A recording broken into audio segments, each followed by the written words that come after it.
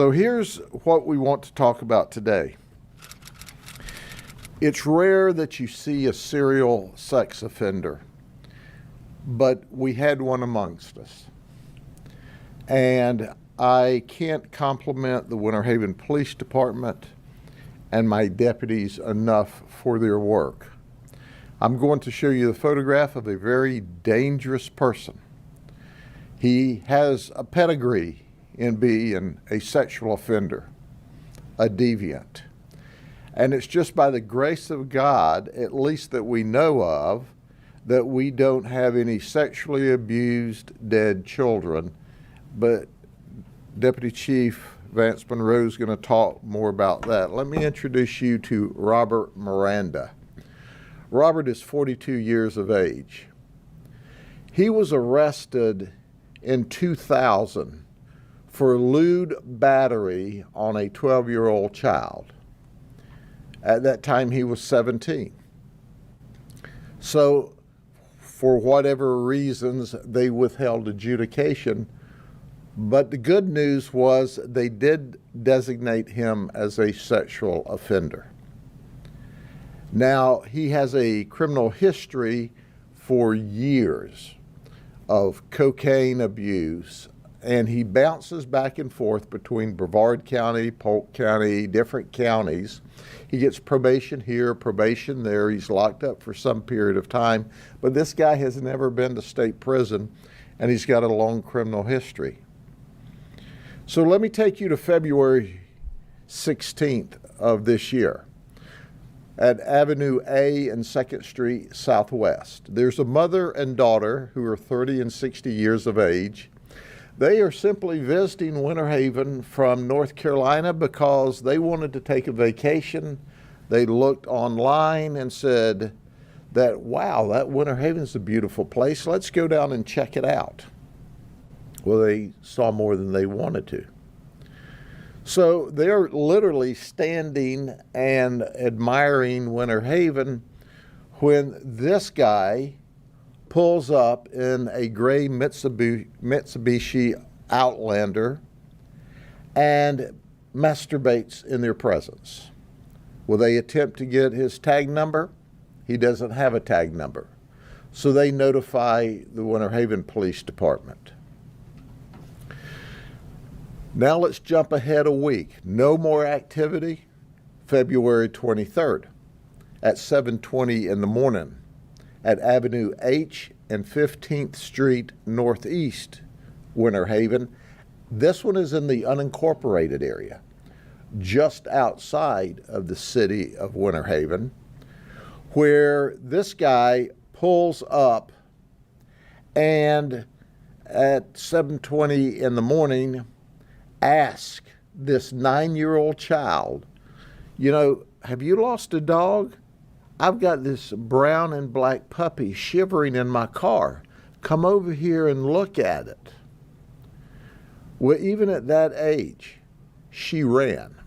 She ran to a neighbor. She was out waiting to go to school. She ran to a neighbor to report this guy who reported that information to us. Then just a few minutes later at 7:40, he shows up again at Avenue J Southeast and 4th Street inside the city. Now understand, between the city and the county is just like a street or two. So on February 23rd at Avenue J, he drove up to a 12-year-old who was wearing a hoodie and had bangs and started masturbating in the presence of the 12-year-old. And that was reported to the Winter Haven Police Department. So the Winter Haven Police Department, as the Deputy Chief will explain, they put out a bulletin. They're on it. We figure out, hey, after talking to the police, that it's not just our one in the county. It's not just their 2 in the county. We're up to 3 in a very short period of time. We don't have a tag number. He doesn't have a tag on his vehicle. Now, folks, when we saw this pattern of activity, there is normal criminal conduct that we all deal with, and when you look at the 3 of us, I like to think of me as the youngest of the three, but when you look at the three of us, we've got 100 years of experience in this business, more than 100 years of experience. We knew immediately that we were dealing with a deviant, that a dangerous deviant. Between the police department and the sheriff's office, we had over 100 detectives working on this case. And here's what our supervisors told them. It's a gray Mitsubishi Outlander with no tag. Now go find the guy. Now folks, that's no leads at all. He's supposed to be in his 20s or 30s. He's wearing all black. When he does these things, he's wearing black shorts, black shirts, and a black or dark colored mask. And the detectives start to work. They piece together video that all of the detectives working together, they piece together videos. And on one piece of video, in another part of town, guess what? We found a tag number. So I want to stop for a moment, and I want to congratulate and thank the business owners of Winter Haven. When you put that video in place to protect your customers, to serve your customers, to protect your business, you all collectively stopped a serial sex offender and allowed that person to be caught. And I congratulate our business community. So we do this investigation, we have the tag number, it leads us to Mom. It turns out the family owns a used car auto auction between Haines City and Lake Alfred. And she has loaned this car to her son, who is an auctioneer. We find him in the car in Titusville. Now, I want you to think about this for a second. That's how awesome all of our detectives working together and the strength of our partnerships working together in fast order. We found a guy on the other side of the state that was an imminent danger to the children here in Polk County. We then learned, obviously, and his mother told us, hey, he's a registered sex offender. And we arrested him on March the 1st in Brevard County and served search warrants at his house. Guess what we found? Newsflash, black surgical mask. Then we did a search warrant on his Outlander, and guess what we found? Newsflash, more mask. One of them had what appeared to be polka dots from a distance, and there it was in the vehicle. Well, March 6th was his birthday, and that's the day he arrived at the county jail in Polk County. We moved him back over here 5 days later. That was only part of his birthday present, was to visit Grady Town. The other part of his present was our detectives, in addition to the sex offender violations, lodged attempted kidnapping charges and lewd behavior conduct charges. Our goal is to lock him up for the rest of his life. We were able to enhance these charges because he was wearing a mask when he committed the crime. Our state attorney, Brian Haas, is simply the very best. He and his office recognize how dangerous this person is, and now he's locked up. But for the remaining information, I want to turn it over to Deputy Chief Vance Monroe, and then the director is going to talk to us a little bit. Okay. Thank you, Sheriff. I want to reiterate something that the sheriff said here. It was a great partnership with the Polk County Sheriff's Office and the Winter Haven Police Department. The winner here are the citizens of Polk County and the citizens of Winter Haven. Without this partnership, we would have a deviant running around our particular city. But along those lines, let's talk about something else. Mr. Miranda had access to these vehicles through that auction. So where did he go? In Central Florida was his playground. So I think we need to have these other agencies, other jurisdictions, they need to look at some of their particular crimes in their particular areas and see if Mr. Miranda, or if they had crimes where an individual came up and tried to solicit children, adults, tried to get them to go into their vehicles varying times of days, or school bus stops, or any other locations, and trying to solicit anyone else. Because Mr. Miranda did not discriminate. As you saw, the first two individuals were adults. Then it escalated. We are fortunate with the hard work of the detectives of the Polk County Sheriff's Office at Winter Haven Police Department that we were able to capture this deviant. Like the sheriff said, it was great teamwork on our part with our organizations. And I'm proud of that work, and especially with the sheriff at the lead, because we know how the sheriff feels about anyone coming in our county, messing with anyone in Polk County. Now, rest assured, if you step in Winter Haven, I'm pretty sure the feelings are going to be pretty much the same as sheriff. I don't want anyone stepping in Winter Haven doing anything or looking at our children or our citizens in this manner. This subject had access via the auction to all types of vehicles. So where did he go? So where was he getting these vehicles from? So as we receive more information, and as we ask the citizens to call in to their particular local jurisdictions, and if we receive any information, we will continue our investigations on our end and share the information that we have. But we are just thankful that we're able to bring this subject, Mr. Miranda, to justice, and he will face justice in these particular cases. Thank you.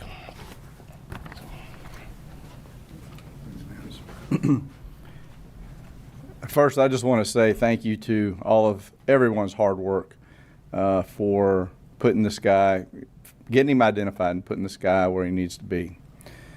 But what I really want to kind of hit on is the relationships and partnerships. Without those partnerships and those relationships, this kind of investigation goes many, many, many months, maybe even years before it gets solved, if it even gets solved. And frankly, in Polk County, that's the one thing that I grew up here, and I am very proud of the fact that we have those relationships in Polk County. You go to other counties, you don't have those relationships. So here's the thing. Without Polk County Sheriff's Office working with the Winter Haven Police Department in the manner that they did and piecing these things together, and just like the sheriff said, working in partnership with the community, because we have to have those relationships with the community. The relationships with those victims that got the information that were taught, those young children that were taught stranger danger, whatever the program was, to run away and grab the information they could and provide that to us so that we can do that investigation. That's what those partnerships are all about. Those are the things that make us be able to be successful as public safety employees. And now we're taking the next step of that. The next step of that is as you heard the chief and the sheriff say, we're putting this information out there so that other police departments, and hopefully they don't just stick their nose in their head in the sand, that they actually pay attention to what's going on here and all the hard work that these detectives have done, and utilize that to potentially solve some cases in their jurisdictions. Because I'm going to tell you something, and the sheriff's probably going to say it, so I'm sorry if I'm stealing your thunder, Sheriff. The fact of the matter is this guy ain't done this isn't his first time. Ain't his first rodeo. There are victims out there. So that's the next step in this partnership, is reaching out and asking for that. And that's all I have to say. Thank you. I want to say preach it on. We can't rely on a police agency to say, hey, we've got this guy in an Outlander vehicle. If you have anything like this, let us know. His dad owns a used car auction. It's endless, the vehicles. And like the director and the chief said, this guy's 42 years old. And to quote Director Byrd, this ain't his first rodeo. There are other victims out there. What we don't know is, are there dead children someplace around this state with detectives working around the clock trying to figure it out with another vehicle with no tag on it, with a similar MO? That's our big fear, is what else has he done, because he has. And his parents told us part of his job at the auction is to move around Florida looking for vehicles for them to auction off. So he goes to different car dealerships and businesses all over the state. In fact, he was cited in, I believe it was Titusville or someplace in Brevard County, for operating a vehicle without a tag on it. So did that police officer catch him just before he was going to grab a child someplace else? Or did he expose himself to some adult who just paid no attention and wandered away? But listen, folks, I want the community all to hear what the chief and the director and I'm saying. We need to charge him with everything he's ever done. If he gets out again, he'll be after your kids again. And that's a guarantee, because that's who he is. Any questions for us? Sheriff, I just wanted to ask you, what was your reaction to seeing the surveillance footage? I was first excited that we had the surveillance footage, and you'll be able to see some of it. You can see how strategic and stealthful he was in his conduct, where he would take the tag off and back around, and he kind of hid the car so he could put the tag back on it, and the tag was off when he would actually go to his prey. This guy planned his events in advance. That's why I think there's a real possibility of a lot of other events. I pray that there's no dead children, dead and sexually abused children in the group, but this guy has been doing this for a while. That, once again, there's 100 years of law enforcement experience here. We've been there, done that, investigating these kinds of people in the past. They are rare, but they are real and they are dangerous. You've already spoken to this, but I think people may hear 100 detectives. You expelled a lot of resources on this. Obviously, you were trying to prevent the worst. You thought that the worst was possible. That's exactly what my colleagues, and once again, you know, I brag on my deputies, my detectives, and the relationships with the police department. We had cops out on every street all over Winter Haven because we knew he was coming back. But we happened to find him before he came back. And the reason for a lot of these resources is we had no tag number. All we had was a description, and we could not allow him to come back to this defined area, which is now his area of attack, without us being there. So how do you make sure he does not get out of our dragnet? You put law enforcement officers every place. And I thank God for our detectives that found him before he got a child that we know of. He may, I suspect he may have abducted a child someplace in the state, and we are unaware of it. Yes, ma'am.